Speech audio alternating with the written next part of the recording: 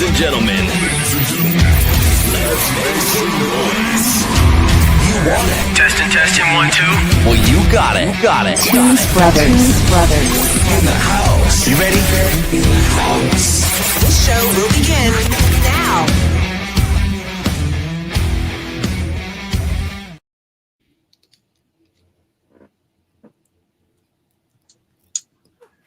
What's up, everybody? Welcome back. Hold your intro. I want to do this live just so they know it's not my fault. Why do you wait like 15, 20 seconds before you start your spiel? Wait a minute. Guys, Rob, listen. I'm watching this on the YouTube channel. All you got is the Kiss Destroyer picture up. We're not on screen. Hold on. You fucked up. I don't have a Destroyer picture. That's the thumbnail. That's what I mean. It's the Destroyer type album thumbnail. It's on the big screen. It's not showing us on the screen for the viewers. I don't think they even hear us. I think it's just I'm looking at us on the screen. on YouTube. Yeah, you're on the old one, Lewis. I made a new one. I'll have to delete that so people don't get confused. Go ahead, Scott. We're live if you can't tell with all the problems I'm having. Okay, You hold on ready? a second. Yeah, go ahead, Scott. All right. Welcome back, everybody, to Tunes Brothers. I just flashed up what we were going to do. But anyway, we're going to do everybody knows. We're going to do Destroyer today, the album that was supposed to be and wound up being the album for the majority anyway. Absolute masterpiece to me. I've had a tug of war battle with this album in my lifetime, but it always wins. It's a great album. This is the first time they had a real producer come in and just, slap them around and tell them what to do. And this is the result you get. Unfortunately, it wasn't what they thought it was going to be because the majority of the fans, the backlash they got from the cult following fans they had built up to alive, the majority did not like it. They thought they sold out. It wasn't theirs anymore. You know how that goes. And guess what saves their ass? Beth. They take off with that single, flipping it over and playing it, and they never look back. So we're going to rank the Destroyer songs to our least favorite to favorite, and hope y'all get your rocks off. All right, Rob. Skip me. I'm trying to figure something out for the channel. Lois. Yeah, all that stuff that Scott said is true, but from my point of view, this was the first album I ever bought. So to me, I thought this was the standard Kiss sound. I didn't know about the other albums before, and Alive was something I got like later after Rock and Roll Over. So there's not much I could say except there were some surprises for me that some songs that I held in high esteem fell low on the list. So it's going to be, my take is going to be very different than just about anybody else's, I'm pretty sure, here and with the viewers. So that's all I have for this. Okay, now I will say this. I'm with Louie on this. I did not come into the band on those first three albums. I had to backtrack. It was the album after this that I came in, which is Rock and Roll Over. So, yeah, but I'm talking about, I was just saying the original fans that came up with them, you know what I'm saying? Oh, yeah. But anyway, Dave, yeah. Yeah, well, like you guys, this is where I came in. So this was the Kiss sound to me as well. I must admit, I was a little bit disappointed when I went back to the first three because they obviously had a completely different sound to this. But this is still one of my favorite albums. As much as I give some songs a bit of grief, there's nothing on here I don't like. and it was more difficult to place than I thought it was going to be. So, Agreed. Darren. It was. It's a good listen. It's not my favorite Kiss album. There are a couple songs I think I could do without. It was difficult though to rank the top 4 to 5, which slot to put those in. And I think I have a feeling that I'm not going to match up with a lot of people tonight either. But that's why we do the show. We'll figure out that as we go. And I feel like a lot of us are going to match up a lot. This is the first time since we've been doing this revisited, that I feel like we're going to either be really, really, really close, or we're going to be dead on. This is that album, man, that's either it's good. If it ain't, it's you know.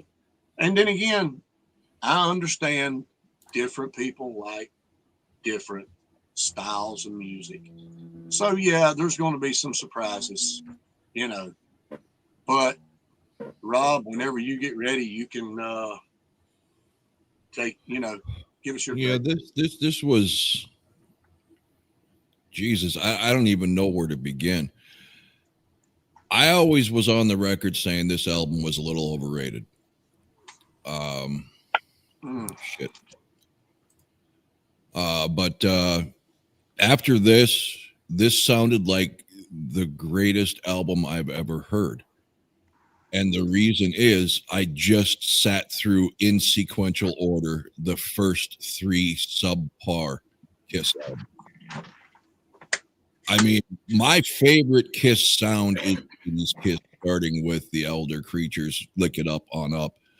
But this was like listening to a brand new Kiss album after enduring those original 3 Kiss albums. Not only was the production garbage on every one of them compared to this, the songs were slow compared to this.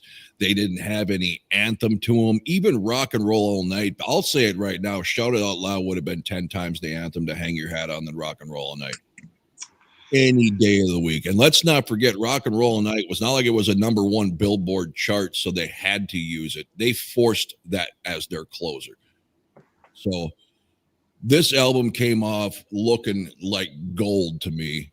And it has to be because of those first 3. Sorry, Kiss fans. This is the conclusion I came from. Thank God Destroyer was my first exposure to Kiss, because if it would have been one of the first 3, I'd have never been a Kiss fan. Okay at best. These songs are anthematic. They're sing-along. They're memorable. They get you moving. They are for everybody, not just people who like dark music like Scott and a lot of people out there. This is a poppier metal Kiss, and it's not nearly as good as I'm praising it to be, but it sure feels that way after those first 3 listens. And I think I never realized this before, because we never did these albums in order last time, Scott. We just picked an album here or there. Yes, we were jumping ship. Man, we were going from last to first. Yeah, man, this that's why this is going to be much more in sync and in tune with what the hell we're doing. And I can guarantee you my list is upside down 6 ways a Sunday. I mean, I had to push away after like 3 hours straight of listening, because I changed it every time. And I just had to quit, because I pretty much love every song on this album. I get why it is considered the epic Kiss album.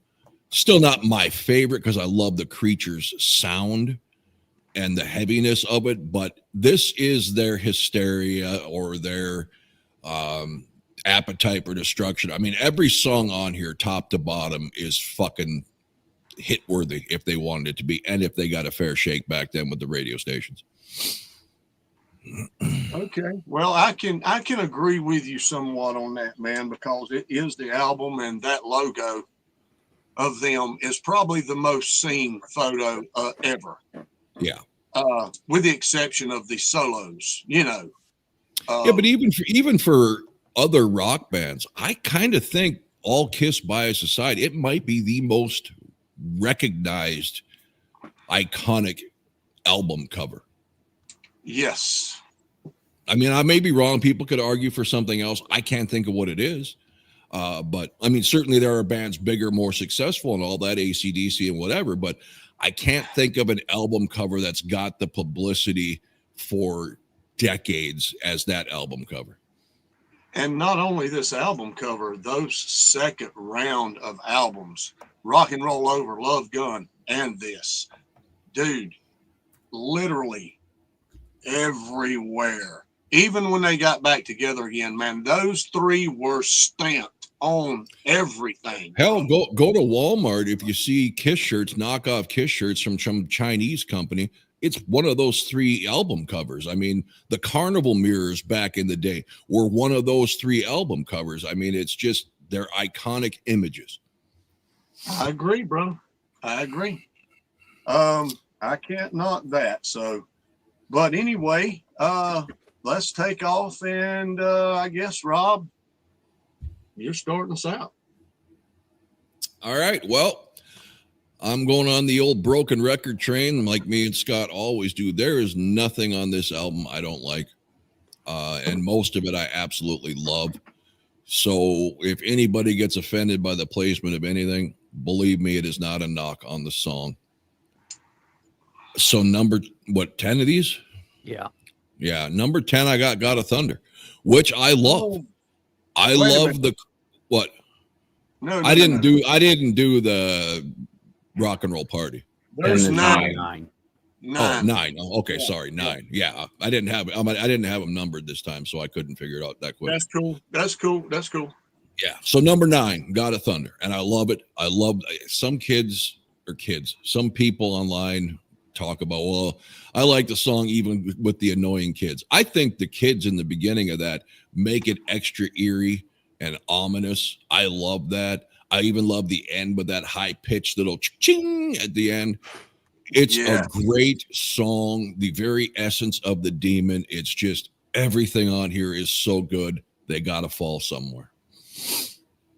Lou. Wow. All right. This song, I was hoping I would be able to place it up further, but it just fell where it fell. I say it's the best version of the song ever. Never sounded good live. Missed the boat big time since it's a piped in song. For them not to play the whole song, giving the middle instrumental part a chance for Peter to walk out to the edge of the stage and throw out some roses, then sit back down and finish the song. And that's obviously Beth.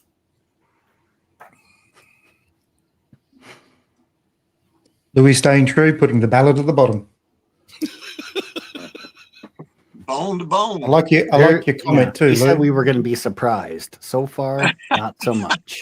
You'll be surprised. Don't worry. Remember, All right. being here for me is the best reason to be here, Yep. according to Lou. Yeah. Number 9. I'm Actually, visiting the channel from time to time. If you know. Don't you guys get an area on the side of your stream screen to see the comments? Yeah. No, you have to go to YouTube to see the comments that people are saying. If you I don't just see don't anything. don't go to full screen mode. This comment board for us is only what we write to each other. There's a We separate. don't. Look at the I top. can see There's it under a private comments. chat It's and there's a private chat and comments section. Oh, Go I to the see comments, that. and then you'll see them. Oh, I yeah, wouldn't be able to read them anyway. No, I know, Scott. If there's something Yeah. juicy, I'll let you know. Oh yeah. now I You see using it. your is that because he can't read? 1993 Samsung something or other. Yeah. Talking Yeah, to. I wouldn't. My eyes ain't that good, bro. So yeah. We got Warren Glover here saying Dark Side and Sergeant Pepper's Abbey Road Pippet. I don't know what Pippet means, but I think he's saying iconic album cover with Abbey Road, which I kind of think, isn't that Dark what Side of Dress the to Moon. Kill was kind of a knockoff on with them on the street? Maybe I'm Maybe. wrong. Maybe. Abbey Road. That's the one where they're crossing the street. Yeah, Dress to Kill did the same thing, right? Yeah, Except not on a And crosswalk. Dark Just Side standing probably there. would be the more iconic one. definitely Dark Side of the Moon. Oh, that's what Like, Dark Side is. Okay, I didn't know what that that's meant. definitely an iconic. That's the pyramid with the rainbow, right? Yeah. got okay. Yeah. What about? I suppose the Mick Jagger or the Rolling Stones tongue and lips might be. Was that an That's album? more a cover? logo than an album Okay. cover. That was Anyway. on their albums. Okay, sorry, Scott. Oh no. That was on No, their it's- albums. It's Logo. Dave's turn. It's my turn. So my number 9 was actually my favorite song off this album when I first heard it. But over the years, it's obviously dropped a fair bit. But I still like the song. A bit like you guys, there's nothing on here I don't like. So Great Expectations is my number 9. I think I probably liked it when I was a kid because he said breast. Yeah, that was enough. Yeah, Ring the Bell. Great Expectations is also at number 9 for me. This time I guess I'm going to copy off of your sheet. Unlike you, though, Dave, I don't care for it. I don't think I ever have. And I think it's the Beethoven take during the chorus. Yeah, you can buzz me all you want, Rob. I don't give a fuck. It's probably the most bizarre song that they have ever fucking recorded. The verse isn't bad. Chorus I find miserable. Gene does not have the voice to be singing fucking Beethoven's Fifth. So Great Expectations is a song that I could do without. And But you just said 10 out of is 10 one of the times. most insanely idiotic things I have ever heard. At no point in your rambling, incoherent response were you even close to anything that could be considered a rational thought. Everyone in this room is now dumber for having listened to it. I award you no points, and may God have mercy on your soul. Agree to disagree. So now you've become Tom.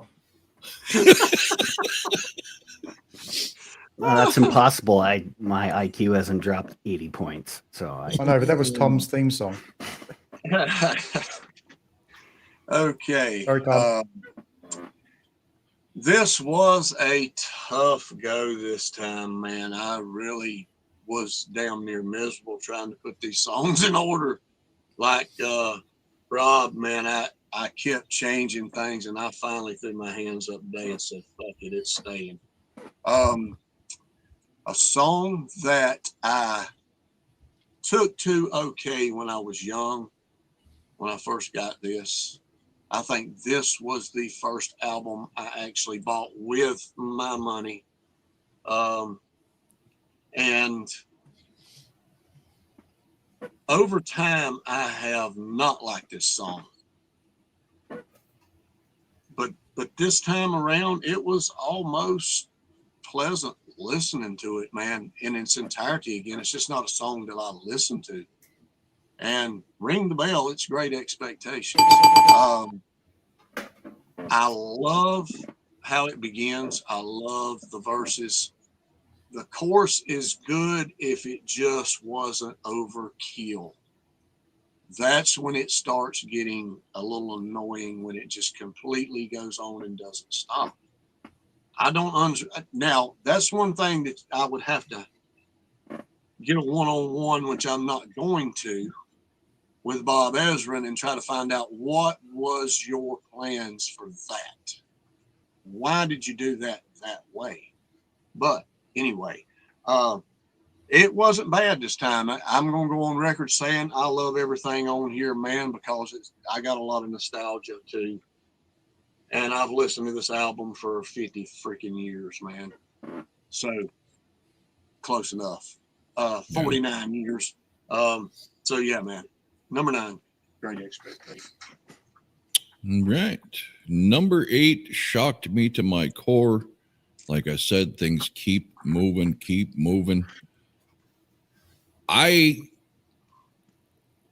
I'm so glad I listened to those first 2 albums first, because I had a new appreciation for songs that I had gotten tired of on this album. So much so that my number 8 is King of the Nighttime World. Number 8. I can't even believe I'm saying that because I love that song so much. Hey, I'm loving you right now, bro. It's unbelievable. I just knew what your number 9 was going to be. So, yeah, you've already got me out in left field some damn where. That's all I got, Louis. Okay. Well, like I said, it's one of these plays. Is just like I said, there's other things I like better. This one, I like everything about the song, I think it could have just. I didn't want it to go like they play it too fast live, or at least on a live 2. It sounds much better in my version of a live 2, folks. So you should check that out because people are here for Louis self promotion. And God of Thunder. Make believe. All right. God of Thunder is my choice for number 8, and I already pre-explained the reason. Okay, real quick, we got Brave Retreat Studios. Is that you got a channel, dude? It sounds like a studios or a YouTube channel name. That'd be cool. He says, "Read My Body" gives Great Expectations a run for its money in the bizarre column. Bizarre, I'll give you, but I like the song. I like "Read My Body." I don't care. I definitely like that one more than Great Expectations. I mean, Scotty doesn't. No. Number 8 for me is Beth. So the ballad guy is going early with the ballad. I do like the song. I suppose it just annoys me that a lot of people think Kiss with this song. I mean, and this Did is so you much put not both Kiss. Great Expectations and Beth at the bottom? Yep. Wow. Are you feeling okay, man? Oh, yeah, you know, I've been a bit off lately, but no. All right. I just think the rest of the songs are just better. That's not Dave's pattern, is it? No. Just goes to show, unlike Louis, I'm flexible. all right. Yeah, I definitely get you. And when I get there, I'll continue on your take there, Dave. Good question, Brave. No, Mr. Make Believe. Good question. Good question. All right. For number 8, Gene was half right with the title of this one, and it should just be called Pain. There wasn't anything sweet about it. Another strike for Mr. Simmons on the chorus of this song. Not good at all, in my opinion. This is another track that I would be willing to skip. Okay, Joe Bob Skywalker down there. Anyway, that's all I got. Sweet Pain. Wow. Definitely not good enough. Darren going savage today. Holy Christ. Man. All right. Well, number 8. I like the song and I love the intro. I like the verses in the song. There's just too much anal sex chorus in this song. And it's Sweet Pain. Yeah. It's got a good vibe to it. You know, I hadn't listened to this since me and Rob done, you know, the last. Me either. And by the way, pull that up, Darren. When you get a chance, that is. I already have it. I'm already tracking it. I have your previous results. I like that. You don't have to tell somebody to do something. They just do it. I love that. But anyway, yes, Sweet Pain, it was better. Almost everything was better this time, man. I wasn't in Rob mode listening to Dress to Kill this time. So, yeah, Sweet Pain, I think, if I'm not mistaken, it may have been my last. I can't remember. So, but it's not bad, but the chorus is a little too much. And we know what he's talking about, but I didn't forever. This is all news to me. The only anal sex connection I ever had with a Kiss song was Nothing to Lose. I'm gonna have to listen to these lyrics now. I never pay attention. This is part 2. Nothing to lose. Right. Is it Sweet Pain for you, Scotty, or? Hell no. He enjoys it, I guess. Just sweet. No. All right. My number 7. I'm about to, if Scott had hair, I'd watch it fall out. I'm about to make a confession. I've had a running ruse on a few things on this channel for well over a year. Number 7 is Beth. One of the most beautiful ballads ever sung and written and recorded. But I have been on Dave's bandwagon with beyond fucking irritation that people credit this song for this great album. It's like More Than Words for Extreme, right? When I hear the song, I love it. But at the same time, it pisses me off because I'm like, this is fuck you, bandwagon jumping fuckers.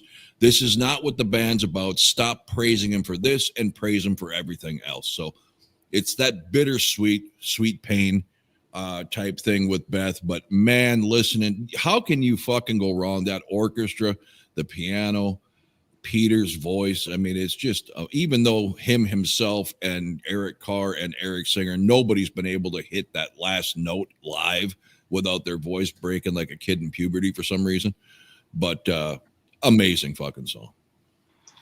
I just want to apologise to Mr. Make Believe for not ripping into Scotty a bit more with the Sweet Pain. To add to that, it wasn't the Kiss fans that made that song that big. Yeah, bro. I know. It was the general population that made that song that big that actually saved them. Yeah, Kiss fans hated it, but go ahead. Continue. Yeah, so Mr. Make Believe said, Scotty just said Sweet Pain was better for me this time, yet no one made a gay insinuation. You guys are slipping.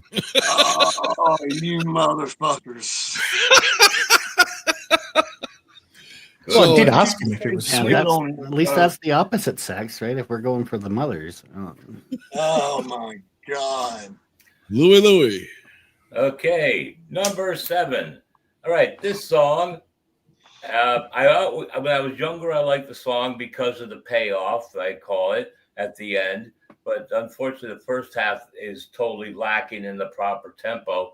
If the song was exactly the same from beginning to end with that same tempo, Great Expectations would have been placed much higher. It's that slow, stagnating thing and too slow. And after the instrumental break, it comes in, and then it becomes a really good song at the last part of the song. So that's why I had to put Great Expectations at number 7. Lewis just admitted that he likes the payoff at the end, so he's a big fan of the money shot. Sweet Pain.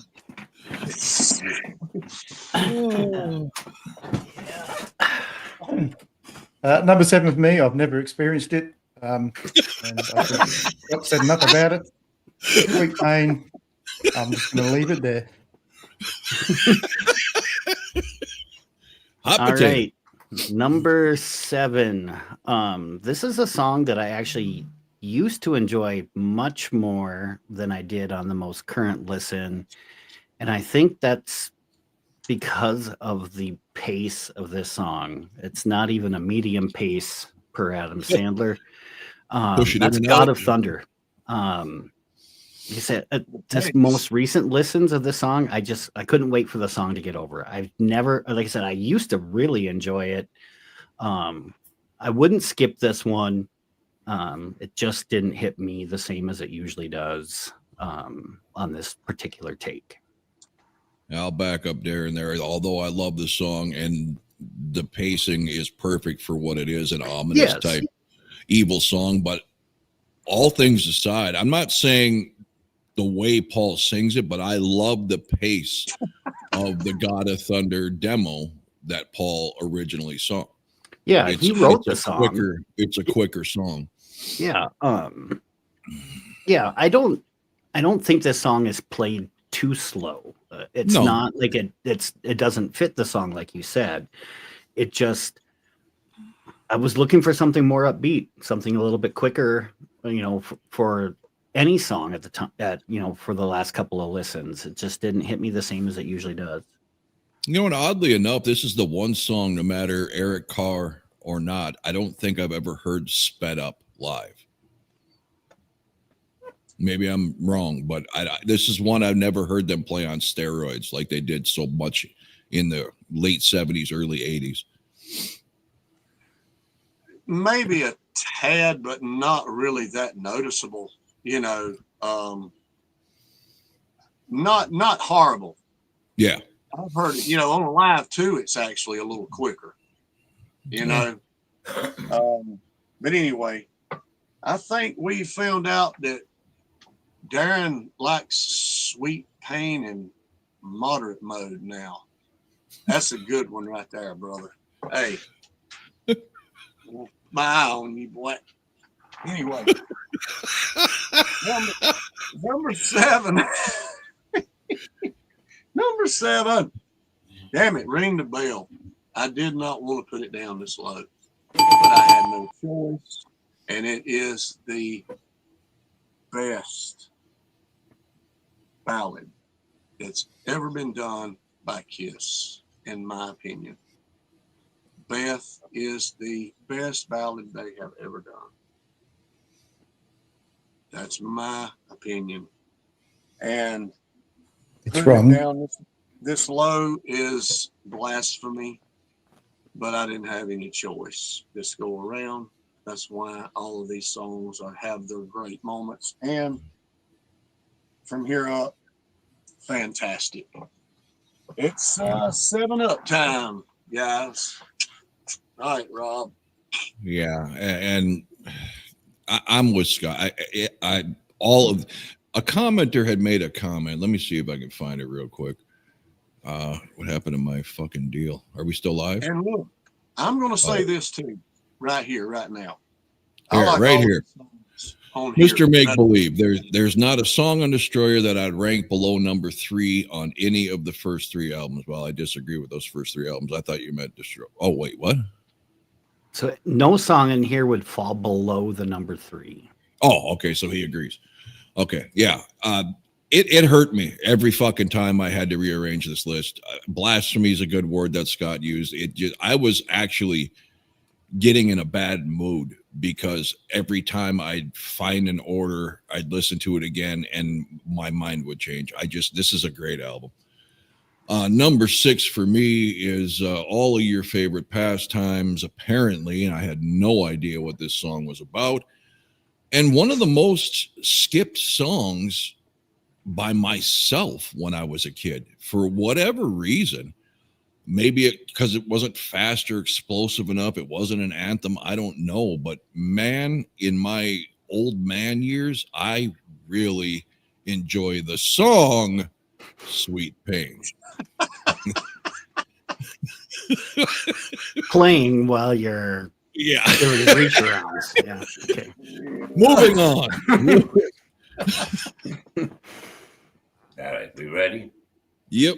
Okay. I initially had this song placed at number 2, but then when I listened again, it dropped down to number 6 because it's almost as slow as God of Thunder. I thought it had a little bit more energy. And it's a live version on my Kiss Alive 2 that you should listen to. That is not on the original Kiss Alive. Do You Love Me? Not as great as my rose-colored glasses thought it was, but still a good song. Oh, you just pissed Scott off. Too bad. I'm hoping I piss He's the one everybody that's off. most wrong all the time, so nobody ever matches up with Scott.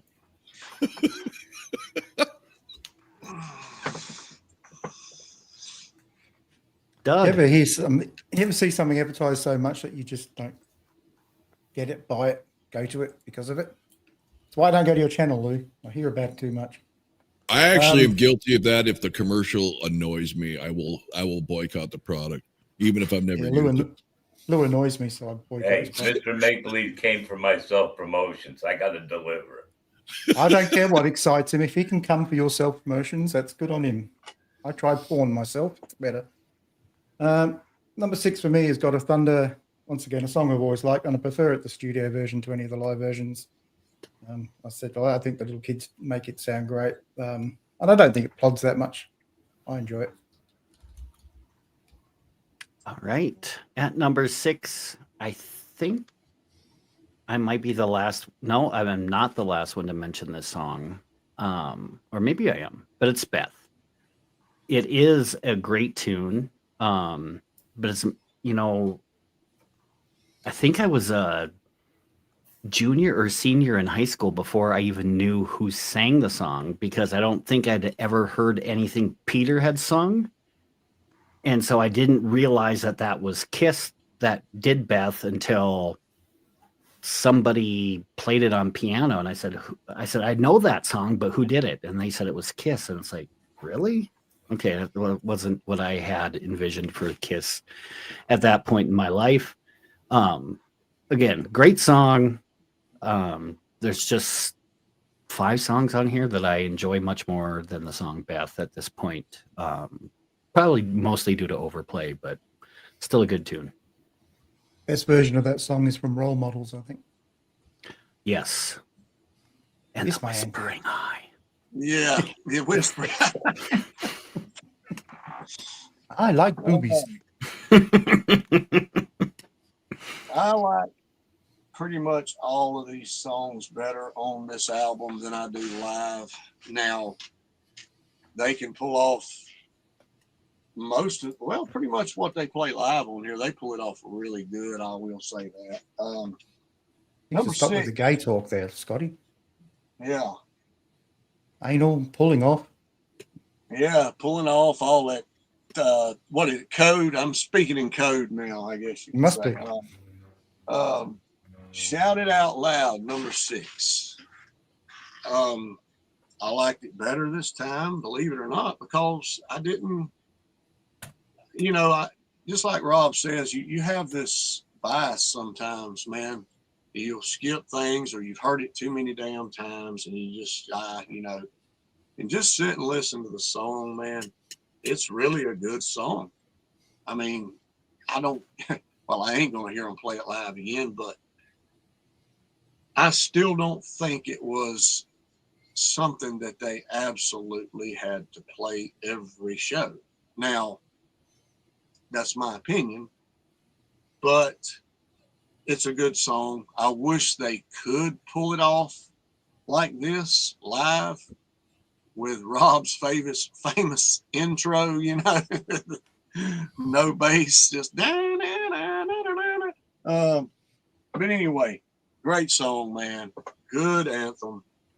Always liked it, man, at some degree. So Shout It Out Loud, number 6. And Music Fan 108 says, hi, guys. So how you doing, Music Fan? Welcome to the show. Buddy. All right. Number 5. I guess if you really wanted to, stir some shit up, you could throw this in the old Nothing to Lose Sweet Pain category for titles. Flaming Youth. That does kind of give a connotation, if you're into the jargon. You know what I'm talking about, Louis, right? I am historically aware. I'm not aware by experience. This song, I've always said, is probably the most underrated Kiss song of all time. Lucky enough, like I've mentioned before, to hear it when they pulled it out on either Rock the Nation or one of those fucking small city tours they were doing well after the reunion or farewell. Yeah. They pulled it out. I said pulled it off. Anyway, great underrated fucking song. I love the calliope in the middle, and personally, I don't even know what a calliope looks like, but one of the members should have been forced to come out on stage and play it during that middle because it is a cool sound. But I think this has fallen quite a bit from my last go around, so we'll see. Louis. Okay, my last self-promotion of the rankings of this song. Flaming Youth is a song that I have. Get that out of my way. It's your channel. Oh, thank you. Look at it. Okay. Sorry. I got interrupted. I got shocked. All right. So this is on my Alive 2. Someone, let me see, that way. We'll go to Rob when we play this back. Said it was too fast on my Alive version. It is not too fast on the Alive version. It's too slow on this version. Flamin' Youth. And it sounds wicked cool on my Alive album, my Alive 2, my original concept Alive 2. And so that's where it places on this one. Number 5. And I have nothing else to say. And you can find the video he was talking about by following what I have on the screen. Get it off. Thank you. My go, not his. You want to get it off? Is that what? Not with Louis, no. But No. Oh God. number 5 for me is "Shout It Out Loud." This song I've always liked. This would have been, one of my top 2 back in the day easily.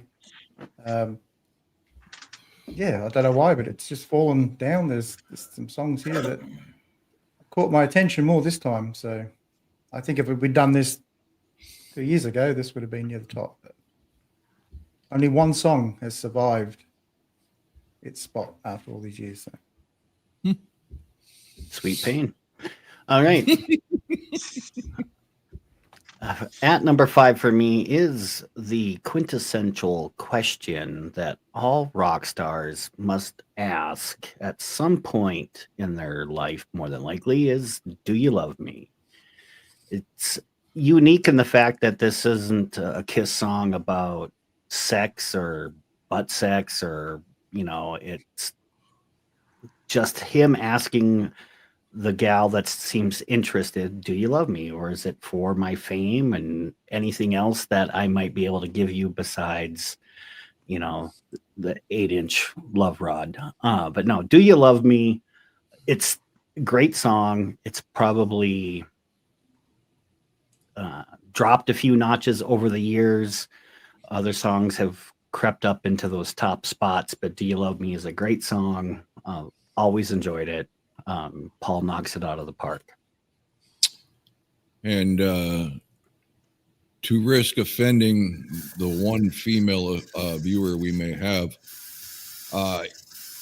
any famous person who is rich and famous, when they meet the girl, the answer is no. They love your money. They love your fame. They love the lifestyle. They may like you, but no woman on this world who meets somebody with that stature, rock star, actor, even a highly paid surgeon, whatever, that is in the equation. And there's no one that can convince me otherwise, because right away you're trying to find, if you're the woman, every way possible to make it work because of the lifestyle you are about to, become a part of. There's no way you can convince me otherwise. I'm not saying they're all horrible people, but there's no way that can't be a factor. No way. Yeah, I agree. You're right. Okay, Scotty. Hey, Scotty Miller from Michigan says hello. What's up? What did you have? We won't hold that first name against you. Hey, you rock, bro. Don't let them fuck with you, man.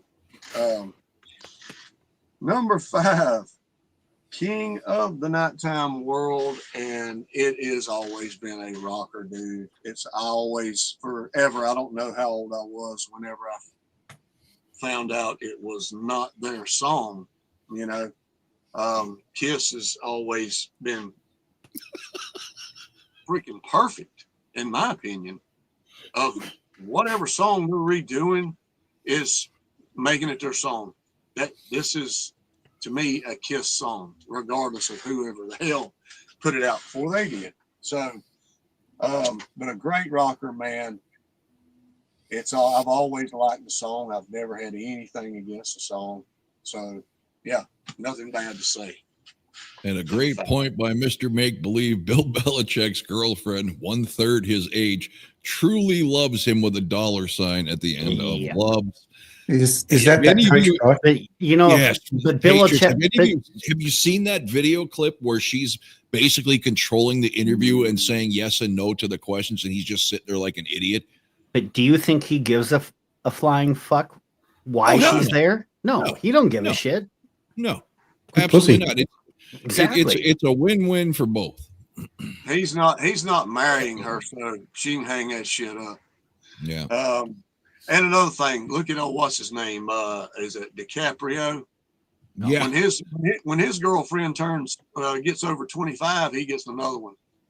Yeah. All right. So sounds okay to me. Yeah. Number 4 for me is, and there was a comment here from Warren Glover, wish they could have had a rotation policy on the set list. Example, shout out loud, rock and roll night, lick it up, play one per night. I agree with that 100%. And this could have been a closer. I've always said it could have been the closer. It's better, in my opinion, than Rock and Roll Night. And it is overplayed at the same time. So it's still a great song. It's unique, and Scott has touched on my biggest pet peeve. For whatever reason, when they play this live, they think Gene's bass needs to be louder than the guitars, and you don't get that dueling guitar sound like you are supposed to. It's not even in the right pitch, but a great studio song nonetheless. And number 4, Shout It Out Loud. Okay, I just want to acknowledge Scott Miller is one of our Warning fans. He posts very often on our Warning videos. So Yes, he does. Scott. Also, did you ring the bell last time around when you and I both picked Flaming Youth? Me and you? Yeah. I did not. Okay. That's for the previous round, folks. There you go. And now, this is the song that cemented my fandom with Kiss. And I never looked back ever since. And I know placing it number 4 is probably a cardinal sin. But then again, there's 3 other songs I just have a little bit more enjoyability for. So here we go. Detroit Rock City, number 4. You did it. I surprised you. I shocked you. Boo. Warren that's Glover. another album. Go ahead, Darren. How come he doesn't get the Billy Madison fucking... Because he didn't trash the song. He just rated it wrong. You trashed the song. Yeah, Great Expectations deserve to be trashed. And that's why you got the Billy Madison treatment. Warren Glover, have you guys heard a Flaming Youth version on a bootleg Stoned in Paris? It's so tough. First of all, whoever made that bootleg is a moron, because the only person getting stoned in Paris was Ace Frehley, not the band. So, but no, I have not heard it. Peter Chris. Bet it's not better than mine. Hold on.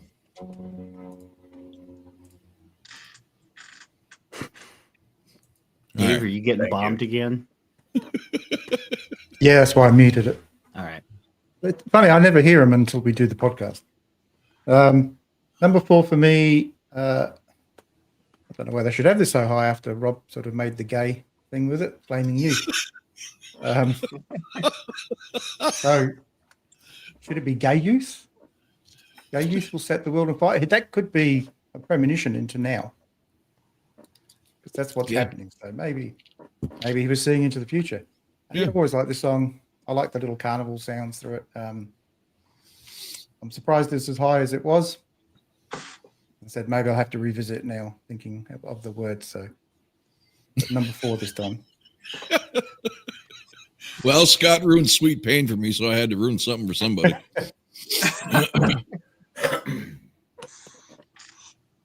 All right. At number 4, Ring the Bell. Apparently, I finally got something right, because I'm going to match with Rob. Shout It Out Loud is number 4. Yet another anthem song, and one that I found out that Bob Ezrin had tricked them into writing. Thank you. I thought you were going to make found out something gay about it and ruin another song. No. Bob Ezrin apparently tricked them into believing that the masters for the song Great Expectations had been lost and that they needed another song for the album. So Paul and Gene got together with the producer and they wrote Shout It Out Loud and recorded it.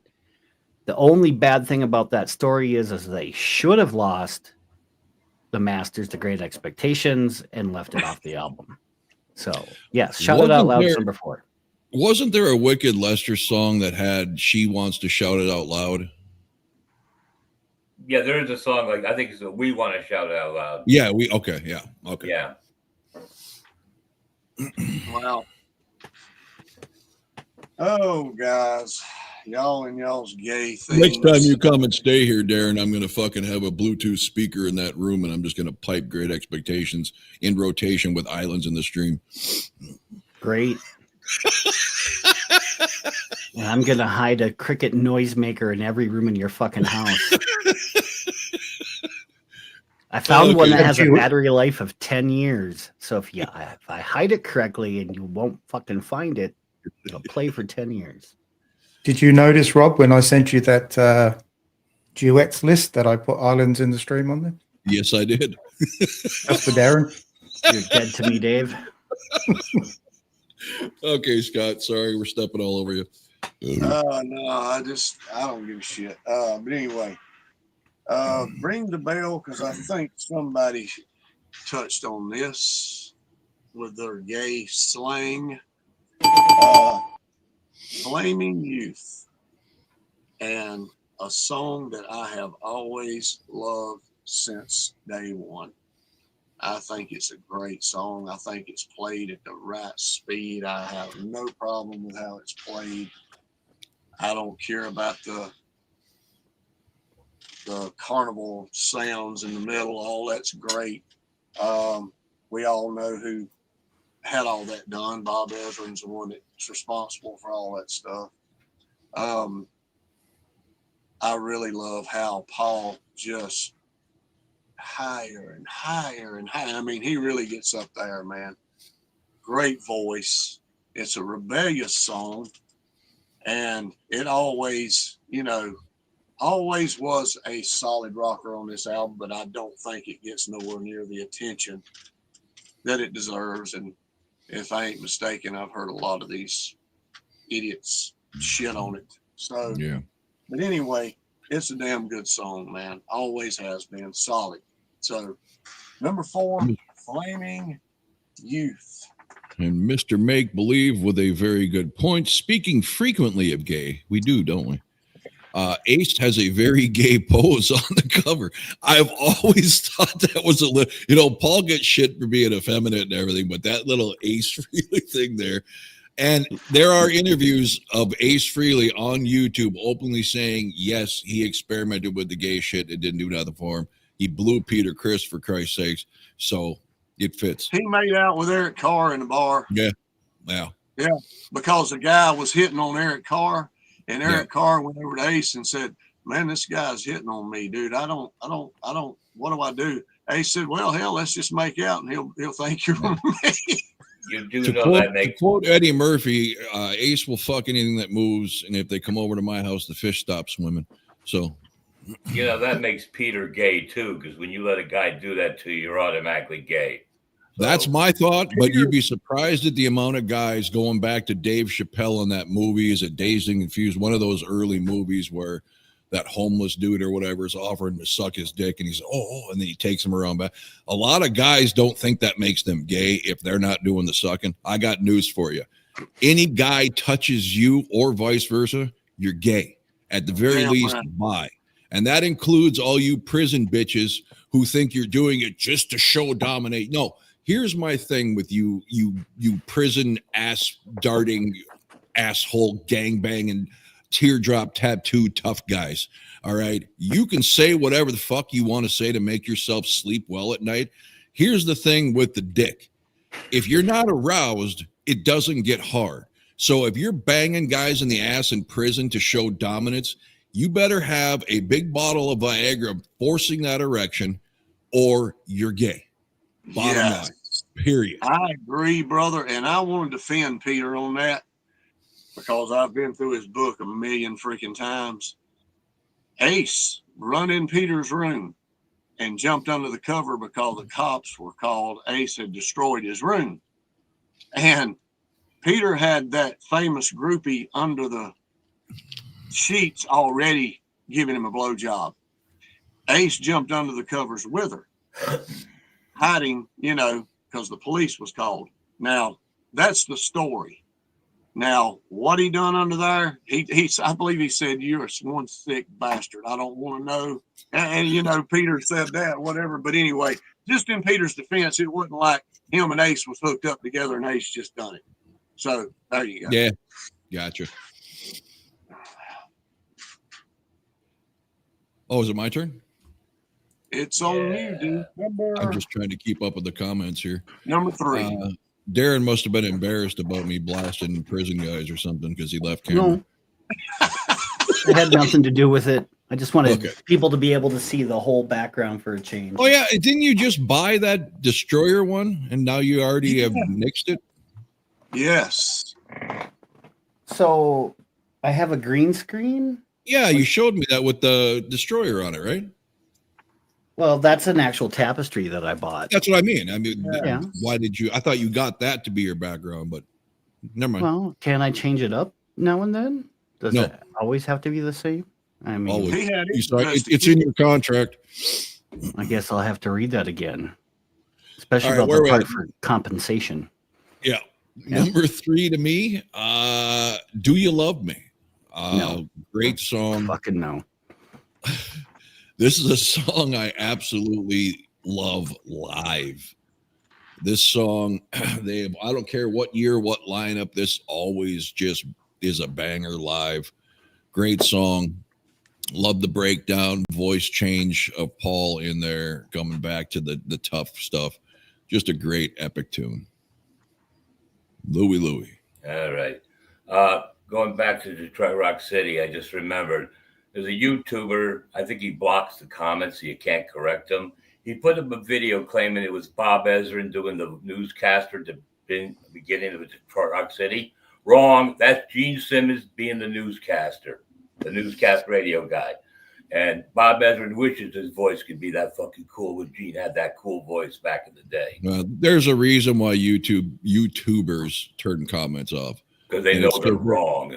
Even if they're not wrong, they're too thin-skinned to take any criticism at all. I know. That should be outlawed on YouTube. I wish a new person came in and said, no more deleting comments unless your life's getting threatened. Yep. That's it. But anyway, number 3, for me, the only time this song ever sounds good, never been played live correctly at any time, but they did a really good job on the Howard Stern show. You should check that out. But still, the best version is on this album, Shout It Out Loud. That's number 3.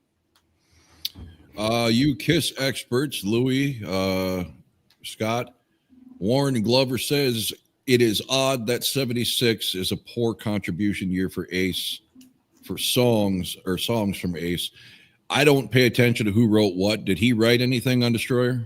I don't think so. He did not write anything on Destroyer, and he did not write anything on Rock and Roll Over.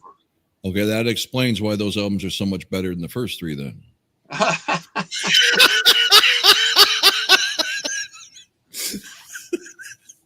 Okay, Dave. I knew you were going to go there. Just so you know, Darren, too, on my contract, it just says do as you're told. Oh. All right. That was it. Which he doesn't fucking listen anyway because he blasts me all the time. I didn't sign it. Well, that's right. According to, and not in. like Wikipedia is the source of all truth, but it has Ace also credited with Paul, Gene, and Bob on Flaming Youth. Right, co-writing, but not. Yeah. He didn't bring something to the table like Parasite and No. that stuff. Oh no. Yeah. Okay. Keep in mind that if he decides which way to play the solo, he gets a writing credit. So, And that solo you hear on Sweet Pain, that's not Ace. That's Dick Wagner. And I've listened to both, and all Ace hatred aside, I like the one on the the Dick album. Wagner? It's Dick Wagner. Plays No, I thought you said Sweet Dick Wagner. Pain. And who played the bass solo openings on this one? Okay. Whose turn is it? This is the gayest album ever right here, man. I'll just be quick. Number 3 for me is Detroit Rock City. Great song. Loved the intro into this, and I won't give away my number 2, but just goes into a better song after that. King of the Nighttime World. I said don't give it away. My name is not Rob Father, it's Rob Stradamus. Yeah. Good one. Rob Fokker, isn't it? That too. All right. At number 3 on my list, since Rob is the youngest out of the group, it's called Flaming Rob, the rock song with Calliope. It works. It's very unique. It's different and underrated. It's a great song, great delivery by Paul. Like Scott said, the whole higher and higher. It deserves to be in the top 3 off this album. Some of you had it much lower, but I think it's great. Scooter. All right, number 3. Great song. The best version, of course, in my opinion. And I don't believe they've ever really recaptured a song like this since this. God of Thunder. Wow. I'm pretty sure I had it lower last time, and I may be wrong, but I just love how the hell it when I was young, man, it was so just eerie. I would never play it at night close to bedtime anyway. But it's just that song, man, that it's a Halloween song. That's what we used to, call it or what. It was great to play on Halloween. Creepy, the doors, squeaking doors, the kids laughing, at the end, it's just wicked, man. I love it at this speed. It's intentional. I do wish they would not, of course, play it faster for that reason alone. So yeah, it's perfect, man. I think it encapsulates Gene's persona to the fullest extent. This song here is what really put him in that song, So yeah, that was basically the creation of the demon right there, regardless of the makeup. The full creation, yeah. Mr. Make Believe poses an interesting question here. He says, "Why does Scotty keep going back to Sweet Pain?" Isn't it obvious? I did. He enjoys it. And on a side note, I do have a picture of Bob Ezrin playing a calliope. So here it is. Wow. Of course, that's not Bob Ezrin, but that is a calliope. I did not know what it looked like, so now I do. Okay, number 2, one of the greatest ballads of all time, with what Louis said, the most epics of fucking payoffs, the choir singers, unbelievable, especially when they did this on a live 4. What a great song. It is a little uneven, also, like Louis said, with the tempo of the song leading up to the payoff. Nonetheless, I love it. I'm just glad they didn't go with the original lyrics, which were corny as hell when they put every band member's fucking name in it. That is gay. But Great Expectations, amazing song. You agree with that, Darren? No. Louis. Number 2, I have no rhyme or reason other than the fact I enjoy it. It's a great rocker. I liked it more this time around than ever. King of the Nighttime World. Louis being savage in the comment section. Encapsulates is a big word for Scott. That's because he probably thinks it's 3 words. People are attacking you, Scott. What are you talking about? I bet he can't spell it, though. I could. I use spell check after I spelled it. I know you wrong. can. I was talking about Scott. No, I can't. I didn't know there was a U in the word. I spelled it with an A, and I had to fix it. All right. So, what did you put? King of the Nighttime World? Yes. Oh, well, I hate to do it, but I finally have Agree with matched Lou. up with Louis. Yep. King of the Nighttime World. Great 1-2 punch from those 2 songs. I just think it's a little bit better than Detroit Rock City, but number 2 for me. Well, make it a menage a trois because I also have King of the Nighttime World as number 2. I, like Scott, I believe, had mentioned when he shit on this one that Kiss made this their own song. I was shocked to learn that this was a cover, but I think Kiss has done that quite frequently with the songs that they choose to cover. They turn bad songs into good songs. And they're taking songs. smart. They choose Right. lesser known songs that aren't already hits. Right. And I think that it is smart. It's not like Van Halen who are trying to live off of that, right? They picked songs that were much more popular, maybe already hits, and they chose to put those, I think, to help sell their shitty albums. Whereas Kiss chooses to take something relatively unknown and maybe not the best version of that song and make it their own and knock it out of the park. It is a great tune. And as Hey, an Louis. end, Unlike Great Expectations. as an end result, most people think it's their song because it's not "You Really Got Me Now" or "Pretty Woman" that were already high charting hits. Just Louis, move over. Darren's squeezing in. So What? Okay. Number 2. having a menage a trois. Ah, Absolutely just unbelievable Thank you. song, man. There you go, Always. Louis. You're the sandwich. okay. Sorry. And we know sorry. he's not the baloney. Y'all making gay references again. No, well, yeah, No, kind of, we would but do about that. those three. Oh, okay. You're a piece of white Um, bread. I'm a piece of white bread. One of the best songs live that they can pull off, man, is unbelievable. It was my favorite song on the reunion and farewell tour that they played, even though they did play a lot of things great, but they really pulled "Do You Love Me" off like perfect, just damn near perfect. Didn't change anything. Just absolutely great song, a rocker. I love the studio version for its power. The drums are just, this is 4 in a row for Pete, man. I mean, his drumming is outstanding on this album.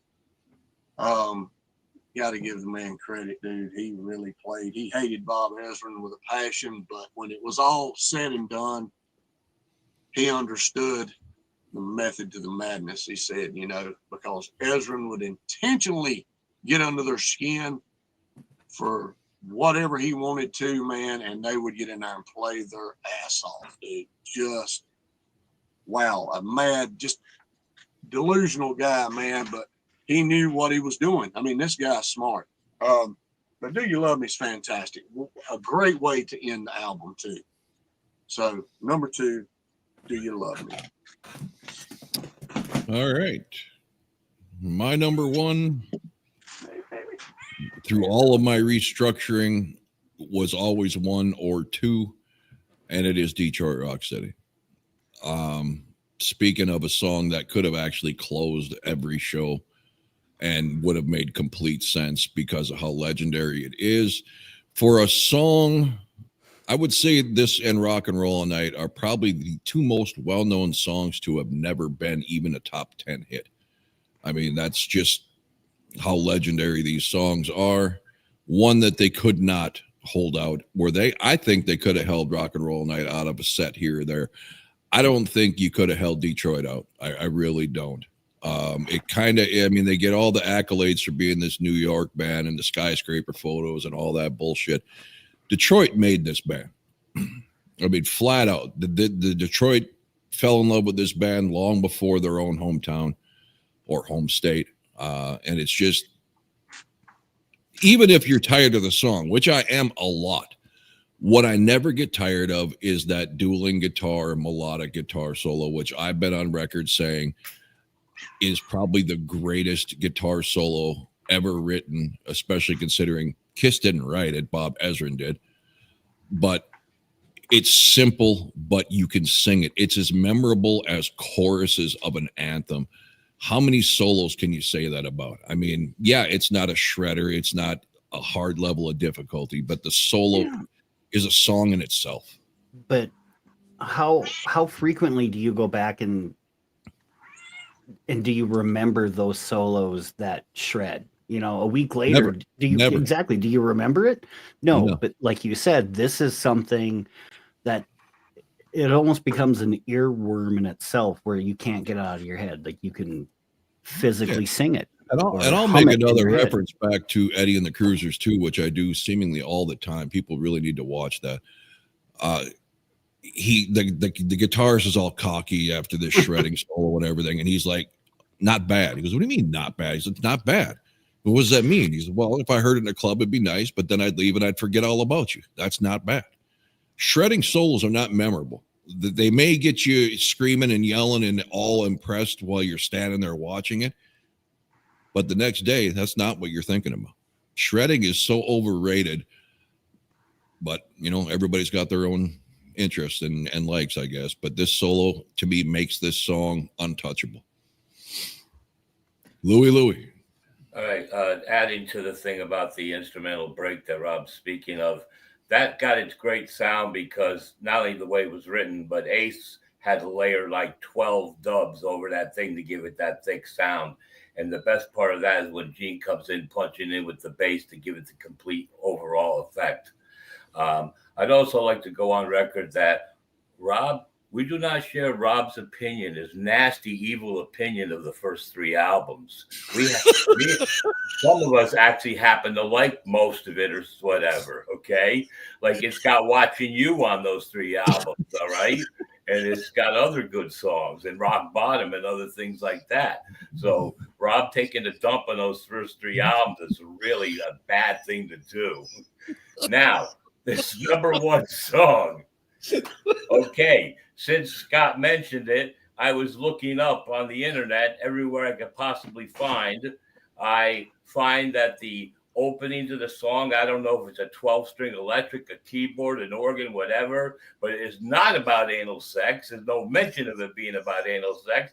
It's the coolest song on the whole fucking album. It should have been the blood-spitting song, Sweet Pain, the coolest fucking underrated Kiss song ever in the history of Kiss's catalog.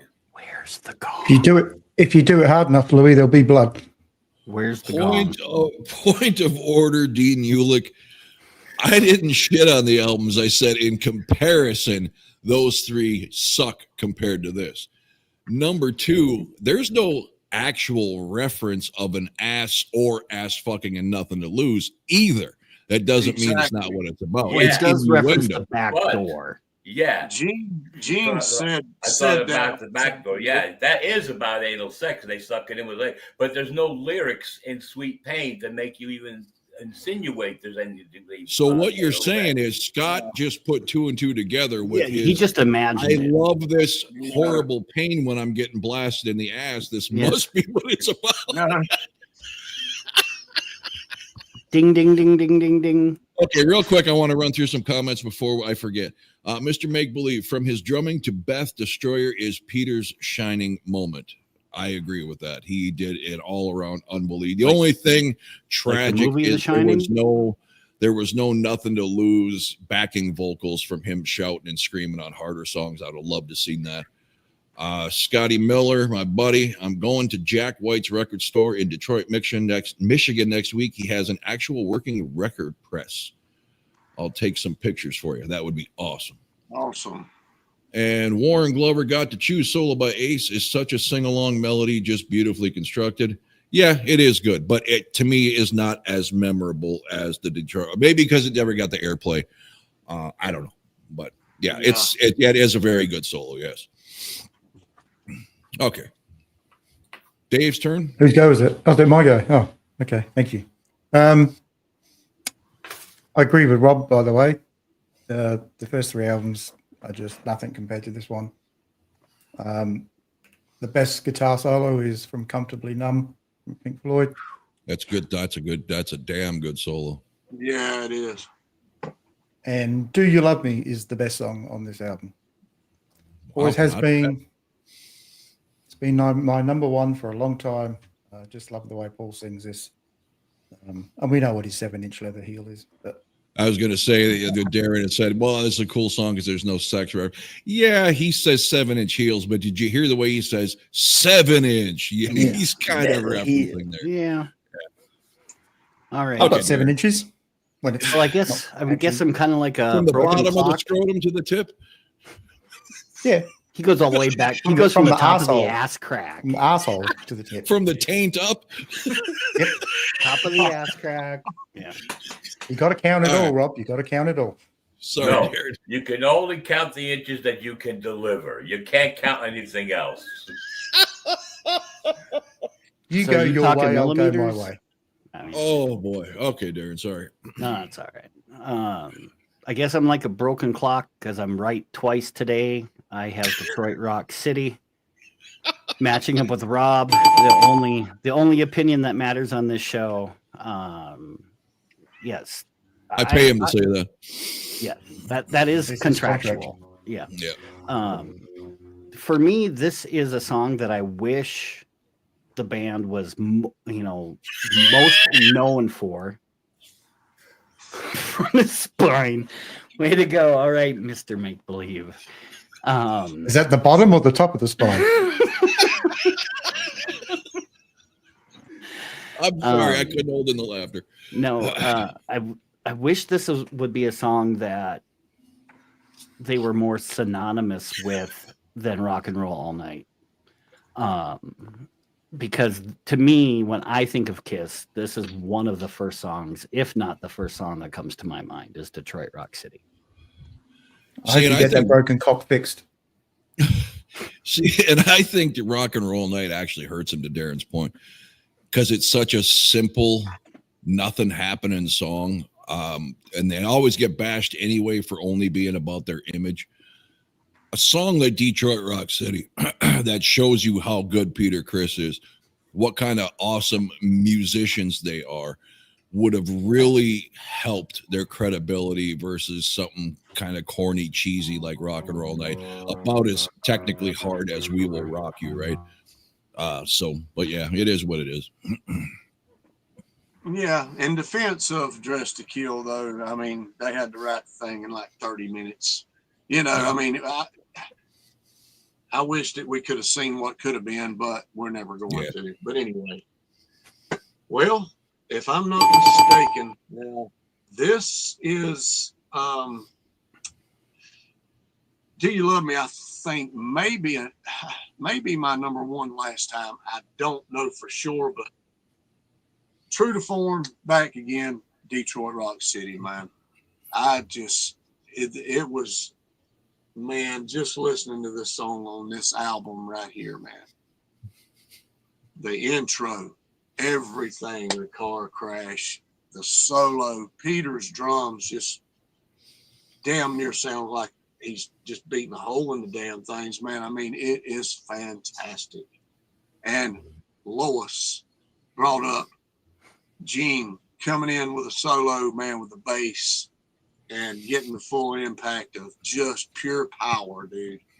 Just turn it up wide open. This is the song that encapsulates them, in my opinion. He's done it again.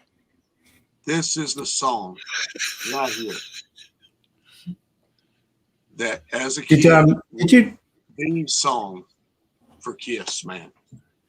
Not Rock and Roll All Night, maybe for the people that were older than me, but Detroit Rock City. Number one. He left the syllable off of it this time, though. He made it in shorter, encapsulates. Yeah, I didn't want to seem like 3 words this time. Okay. Yeah. Have you not told people that you're a sex therapist, Rob? Yeah, Scotty Miller, my buddy, you guys are an awesome therapy group with a ton of laughing. We're all in therapy. We encapsulates. Yeah. Is that the case though, Scott? Do you think people older than us really love Rock and Roll Night? I mean, or do Kiss fans like it just because they're known for it? I mean, how many people, even when you were young, did you hear jamming to Rock and Roll Night? Nobody in my group would ever play that song. And it's not that they hated it. That's just not one you'd hear.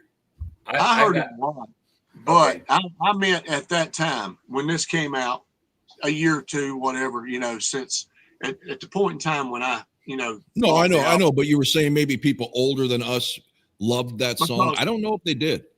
Yeah, because Detroit Rock City, this album was not perceived well by the fans. Yeah, I guess. The hardcore fans that went through the first 3 albums and alive with them.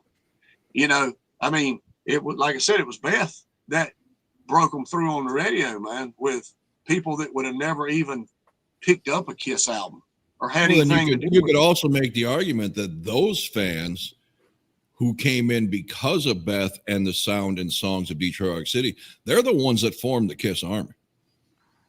So the original 3 album, Die Hard, older than all of us probably, maybe not Louis, but those guys did not like Destroyer. So those guys are wrong because the Kiss Army was formed and grew into a mega superpower because of this album. Go ahead, Louis. You look frustrated as hell because you kept getting cut off. Right. Well, then, actually, we are going to get closing comments. Sure. Okay. I'll say this real quick. Rock and Roll Night was a song I heard long before I became, like a year and a half before I became a Kiss fan. And I always thought that song was inferior to Grand Funk's We're an American Band. I always thought that was a cooler anthem than Rock and Roll All Night. And that's all I wanted to say. Then I'm going to say more after. I mean, I have a great memory for music in my childhood, and Rock and Roll All Night's not part of it. That never held a special spot for me ever.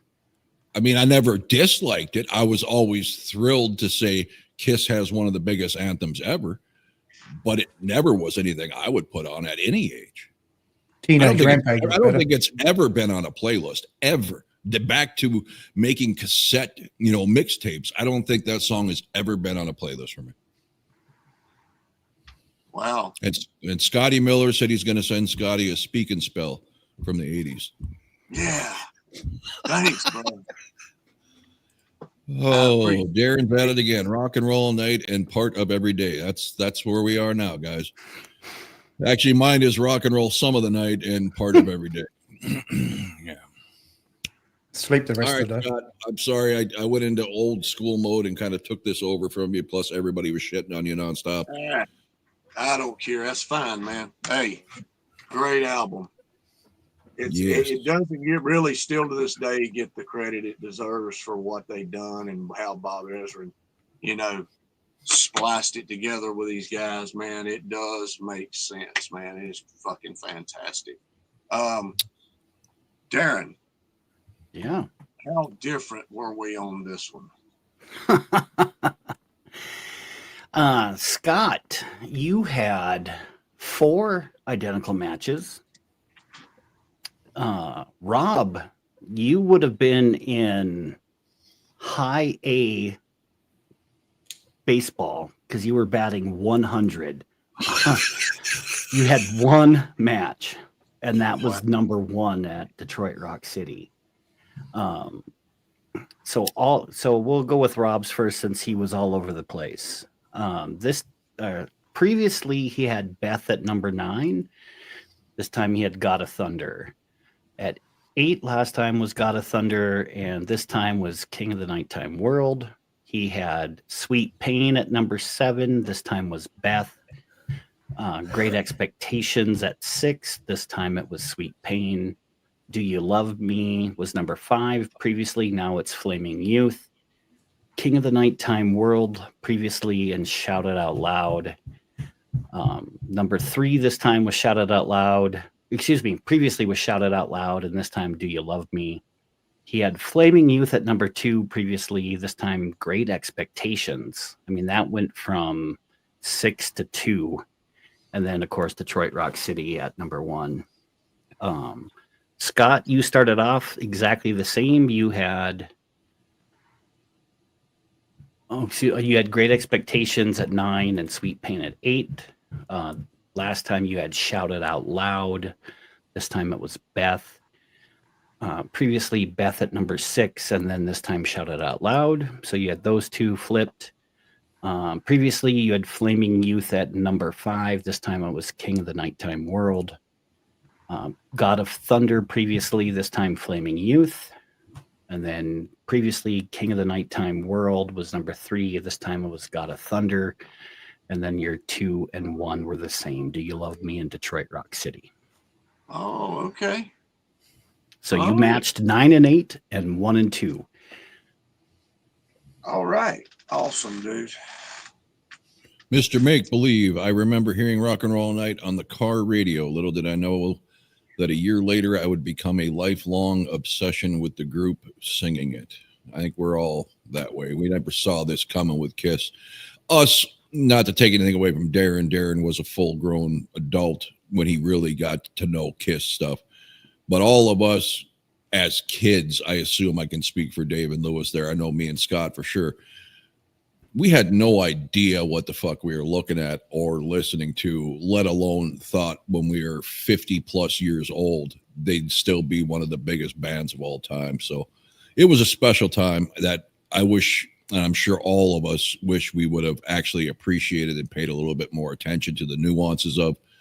But in fairness, other than a magazine monthly, where the news is always behind, we didn't have internet or MTV or any of that stuff to get, we couldn't follow them like people follow bands now. We couldn't look at their social media posts and all that crap. So, I mean, is what it is. Warren Glover says, I'm grateful for rock and roll night, but I dislike it. I definitely understand that, because same could be said about Beth. I always ribbed Scott, even though I actually like the song. Like it or not, like Scott says, thank you for it, because it actually kept this band alive. And as much as Scott hates it, he understands what I Was Made for Loving You did to pull them back into, the realm of relevance. I mean, sometimes you don't have to like what happens, just be thankful that it did. I don't know about that now. You're reaching a little bit. Wow, wait till the fucking dynasty rankings come up. Well, think about this, Scott. I mean, and we'll never know, but think about this. If I Was Made for Loving You was never released, what would they have released off of that album that would have got them that airplay and that boost that they needed? I can't think of anything. That's the only radio-friendly song on the whole album. The rest are better songs. Well, those are good songs, Scott, but Louis is right. That is what they needed. They needed mainstream radio. They didn't need to be on the classic rock stations. They needed to be on the popular music pop stations to stay relevant. They were moving into a whole new era of music. The music scene was changing big time. They had to do something. You may not like it, but it kept them up there on top. That album did unbelievable. Dave, if you're a little bit confused, they're referring to Dynasty. All right. Yeah. It destroyed their credibility, though, man. I mean, what's the cost, Okay, but here's the thing. You can go back that you said the original 3 Kiss fan or album Kiss fans didn't like Destroyer. It destroyed their credibility in their eyes to do Beth and have an overproduced album. But look what happened with that band. Kiss doesn't become the biggest band in the world without Destroyer. Let me rephrase that. They don't become the biggest band in the world without Destroyer, Love Gun, Rock and Roll Over, the sound transformation. If they were still playing muddy old Black Sabbath type stuff, they never become that mega band. Yeah, I agree. That's when they hit their stride, man. Yeah, that's so for better or worse, or credibility lost, they saw a way to put themselves back on top of the pop charts, which sadly, that's where the money comes from. That's where the radio stations push your music. That's how you get people's eyes and ears on your music. Having the greatest album in the world don't matter, Creatures of the Night, if nobody fucking listens to it. Yeah, that's true. Anyway, fantastic album for me. No complaints. Louis? Okay. First of all, I want to say, going back to the song Rock and Roll All Night and hearing the snippet of it on the Destroyer album, that was like, oh, wait, man, I know that song. It was like, oh, yeah, that band Kiss. Oh, yeah, it's the same band. Kiss in this album. It just kind of made this weird connection. Like, oh, yeah, I remember that song. But like I said, Sweet Pain, #1 song, because nothing beats that. When it opens. And I don't know how you pronounce your name, and you didn't join us for this live edition that we were doing. If it's Rigosin or Rigosin or whatever. I hope my list sucked even more this fucking time for you, telling me my ratings suck. Okay, Mick C says he just discovered Kisses in the decade of the Superior 70s. Nice channel. Tell Lewis, Mago, Kenner, and Remco. I don't know what that means. Okay. I know about Migo, but I don't know about Ken and Remco being involved with the Kiss thing. But okay? Here you go. This is Kiss. Put him in any crazy pose. Each figure sold separately from Migo. Oh, that's the original Kiss dolls. The original Kiss dolls from Migo. I bet you put them in some funny poses, didn't you, Lou? I did not own They them were because I was experiencing sweet pain. Sweet I was pain. I was And some 16 flaming youth. Would you shut up? I was 16 or 17 when the dolls came out, so I didn't think it was cool for a teenager that age who wants to get girls to go buying dolls. So I never bought the dolls, and I'm really angry. See, do you guys remember the Kiss radio? It was just a shit AM radio with a picture of Kiss on it. With today's technology, they can put that same thing out, have it play all the Kiss songs from the first album to the last song on the Live 2, and just have that. And you just randomly set up to an internet source or something, and it just randomly plays songs from all that era on that radio. That'd be a cool thing they should do. They can bring the Kiss radio to life to be a real Kiss radio from that era. He's corrected himself. Apparently, he says no great channel. I don't know what that means. What is this? He said nice channel first time. No, I'm looking at something on our channel that's trying to pop up. Hang on a second. Oh, I can sing the song too. Kiss. That's the name. Kiss. He The says, name look insane. Kiss. If rock's your game, it's Kiss. This is Kiss. Put him in any crazy he pose. says Remco produced the Kiss remote control van. I never saw that. Okay, here's I wanted to go back to Lewis's take on that Detroit Rock City having rock and roll all night playing on the radio. Didn't Poison do that same thing with Nothing But a Good Time with the dishwasher and he's listening to rock and roll all night on the radio? Yep. Yeah. Yeah. Okay. I don't know what this is, guys, so bear with me before Dave gets his final thoughts on the album. There's something that wants to be added to the room here, and I have no idea what it is.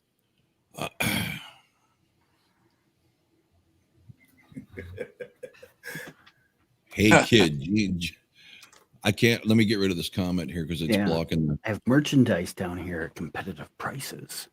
Who put that up there? I did. Oh, that's awesome. I was like, what the hell's going on here? Okay, Dave, your thoughts on the album? Look, it's a great album. Like I said, to me, this was the album that got me to be a Kiss fan. So, a bit like you, Rob, if it had been the first three, probably never would have happened. So, yeah, I said nothing I dislike on the album. I'm actually looking forward to doing the next two because that's really where I jumped in. Yeah, and Louis, I'm not shitting on the first three. I'm just making a point like Dave. They're good, but I don't think it would have hooked me like Destroyer. I can't say that because that's not the way it happened and you can't rewrite history. But I think if my brother would have brought home one of the first three albums, I'd have still been mesmerized by the appearance of the guys with the makeup and all that. But I don't think the music would have spoke to me the same way as Destroyer did. Well, when you rewatch this at the beginning, you'll see that you're like, oh, I got to deal with this stuff, the misery, the pain, the trauma.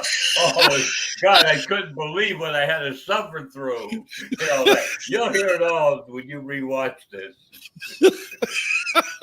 I was going to say, Darren, growing up with 70s glam rock, with the Sweet and Slade, we're pretty used to seeing guys dressed up strangely anyway. So, yeah. Does Lewis have issues with? It's all for you, demon. Yeah, he's another shadow banning cocksucker. Hey, he's a podcaster, man. Yeah, he's an ass. He. This is what happened.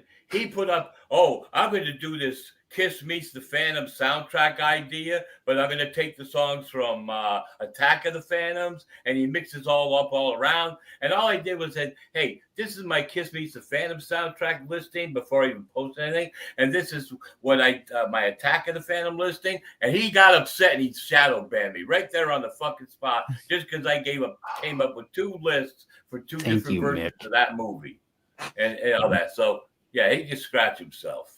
Welcome to the channel. You are incorrect, Mick, saying the weakest song on Destroyer is Great Expectations. No, he's Because right. there is no weak song on Destroyer. No, but it is the weakest.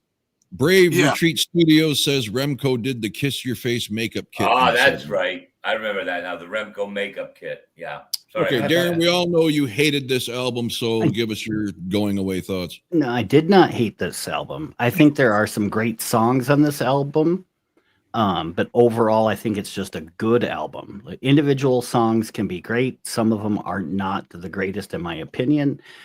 But you are correct, Rob, in your former statement where I did not start to get into Kiss until, honestly, until you and I became friends. I mean, I had heard their big hits, but I could take it or leave it. I wasn't, wasn't anything that I was all up in arms about either way, whether I didn't hate anything that I'd heard, but nothing really stuck with me all that much either.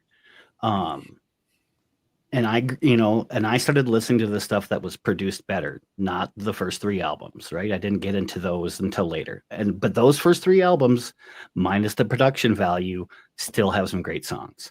Yeah, they do. Yeah. So, but I want to take this time to thank the people that stuck through this hour and 35 minutes. Thank you so much for joining the channel and for the pleasant comments. So I appreciate the listeners. Did you put something together for your giveaway? It's, You wanna wait? no, I mean, I can go through it. I mean, just pay attention to the socials, particularly Facebook. Rob, I'll send you the text that I'm going to post on X. But we are going to have a giveaway. It's nothing spectacular. It's not a brand new truck or a trip to, someplace exotic like North Carolina. It is, so about 4 months ago, Rob and I had the incredible opportunity to interview Danny Vaughn, the lead singer from a band called Taiketo. They recently re-released or reissued the debut album Don't Come Easy on vinyl, and I wound up with 2 copies of it. So I am going to give one lucky viewer a free album. So pay attention to the Facebook page and X. You can definitely find those links on the YouTube page. Something will be posted very soon. Just make sure that you comment and like those said posts, and one of you will win a vinyl copy of Don't Come Easy by Taiketo. That is awesome. Scott, final. Darren, did you see that graphic I just put up? No. Dave sent over. Oh, the trans? Yes. I saw that actually on X or Facebook the other day. Okay, Scott, final thoughts on the album for you. Great album, man. Great album. Always has been. Even though it's never been at the very top of my list, it's always been in my top 5. Always. It has never dropped any further. I love the album. Yeah, there's a couple of weaker tracks on it, but the overall album is fantastic, and I've always loved it. And we will be doing Rock and Roll Over next. I'm done. Fantastic album. And how long you giving us, Scotty? 2 hours. Whenever you guys want to do it, it doesn't matter to me. I am Darren? not available Friday. Okay, so we want to go Sunday? Yeah, That's that good. would work. That's great. cool. I got Rock and Roll Over and Love Gun done already. Me too. Overachiever. In reference, Mick C said he's a trans wolf man, so he's offended with all kinds of laughing. We don't do politics. We don't do any social, bullshit. However, I will warn you, if you are woke, find another channel, because we are not politically correct. No. We take jabs at every race, creed, religion, sex, doesn't matter. It's not serious. It's in fun. That's how we all grew up, when people had a sense of humor. and they realize that because somebody may call you a slang name or a derogatory term, it's not personal, it's funny. I am the kind of guy who watches someone fall down on the ice and I don't say, "Are you okay?" I laugh my fucking ass off. That's how we grew up. All right. So nothing is to be taken seriously, but if you, and Mick C gets it, woke is broke. So I highly doubt any of the great followers of Kiss, AC/DC, etc. would have problems with this because you get it, you grew up with it. The other stuff we cater to, the three of us, yeah, they're a little bit on the snowflakey side, but when we're talking metal here, you're going to get whatever we feel like saying, and don't take it personal. That's And right. yes, Scotty Miller, we did drink from the garden hose, and it was fucking delicious. Oh, it was great. Sweet water. You've never had it any better. Is that the Scott Miller or No. Okay. It's a coincidence. Scotty Miller has reached out to me on my reaction channels for over a year. We text back and forth. He's a great guy. Huge Warning fan. Okay.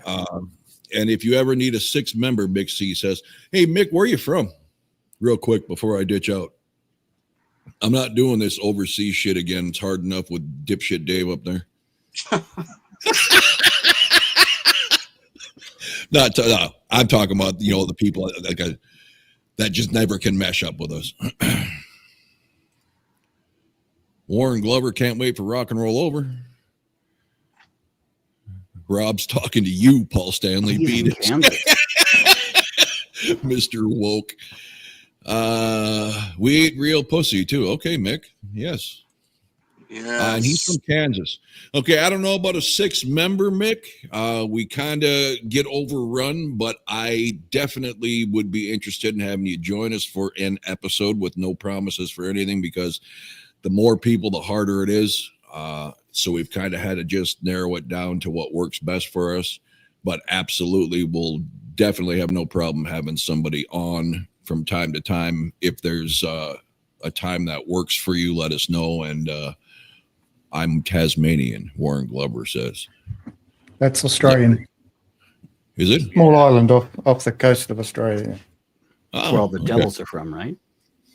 Yes, okay, yeah. right. So keep that in mind, Mick. Right on. Thanks. He says, to anybody out there, if you ever want to be on an episode, that's always on the table. Becoming a member, we're at max capacity for that right now. But I did pop another thing in there for you, Rob. Okay, real quick, Dave's got another. Something just popped up on Dave.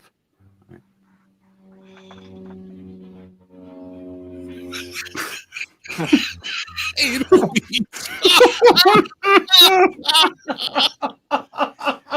gonna get us. You're gonna get us. In trouble. Dave is gonna get us banned. I just thought it was good for the show, for considering the topic. Yeah. All right. So thank you, as Darren said, to 11. That's a record for us, I think. We're getting there. We're almost to the big We're time. almost at 12. A whole dozen. Thanks for hanging in there with us. Spread the word if you can. If you know anybody who just likes to hear a bunch of grown men make fun of gay people, this is your place. They don't even have to like music. Just tune in for the ball busting. The word of the day is legs. Now spread the word. I am definitely stepping all over my stepping back. So, Scott, take us out of here. Hey, that wraps up another great episode by the Tunes Brothers, guys, and we will check y'all with Rock and Roll Over.